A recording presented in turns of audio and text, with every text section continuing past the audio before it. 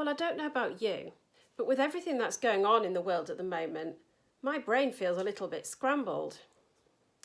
So I was quite glad that today's psalm was short, to the point, honest, and expresses well how we might be feeling just now. The psalmist is waiting on God for deliverance and help, and he wants it fast. He declares himself to be poor and needy. This statement isn't about lack of wealth, but it suggests that he is weak, fearful, and dependent on God.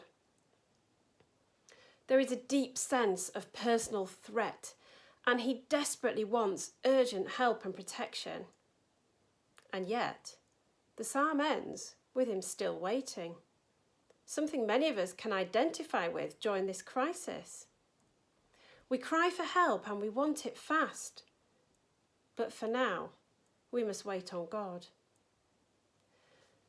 Lent is all about waiting and watching, examining ourselves, contemplating our need for God. In many ways, the current coronavirus crisis has pushed us into an extended Lent, whereby we may continue to find ourselves waiting in the dark, unsure when help will arrive. And yet, during Holy Week, we are reminded that Jesus embodied the role of the faithful sufferer who completely trusted his life and future to God. Let us move our attention to the reading from John's Gospel. Within it, we see that Jesus himself feels troubled in spirit, and not for the first time. This same expression of strong distress has been mentioned twice before by John as the Passion narrative develops. We see Jesus weep over Lazarus and his death. We see him decisively journey to Jerusalem, acknowledge with a troubled soul that his hour has come, make his highly symbolic entry into the city, and he confronts the Pharisees. Tension is escalating, and Jesus is deeply troubled in spirit, and he understands what it is to feel distress. Within him is a mounting sense of foreboding, seriousness, and perhaps even fear.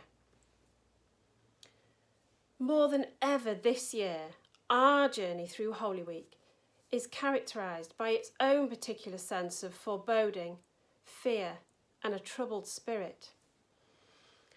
We are in extremely unprecedented, frightening, and serious times, and we don't yet know when it will end or what the outcome will be. In many ways, our emotions bear striking similarities to those that Jesus' disciples may have experienced that very first Holy Week.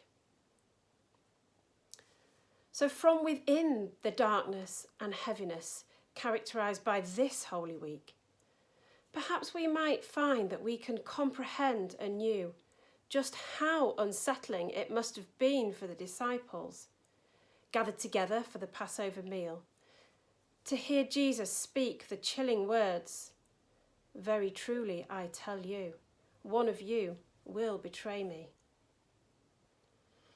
Already the disciples can sense the tension, and now they find themselves looking around, perhaps accusingly, wondering whom amongst them is the betrayer. Or, as Simon Peter speaks the words, "Lord, who is it?" Is there a growing sense amongst them that when provoked or confronted with suffering, all of them may be capable of betraying Jesus? At Durham Cathedral last year, I was present for the Judas Cup ceremony, an ancient medieval tradition whereby members of the clergy remember the night that Jesus was betrayed. In turn, they each dip their hand in Christ's bowl and drink of the cup, asking aloud, "Lord, is it I?"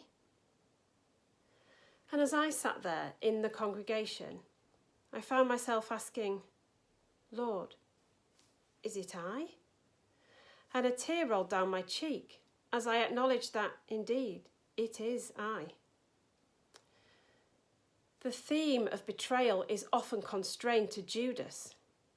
But in fact, Holy Week asks us to confront the Judas within each of us.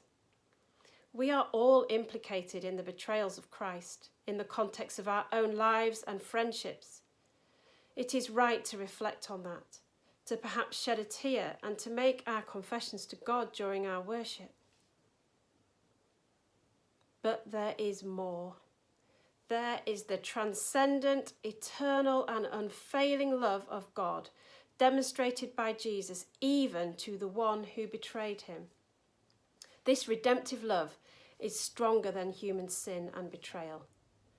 And if we are to love as Jesus loved us, then we too are called to love even in the face of a betrayal of that love.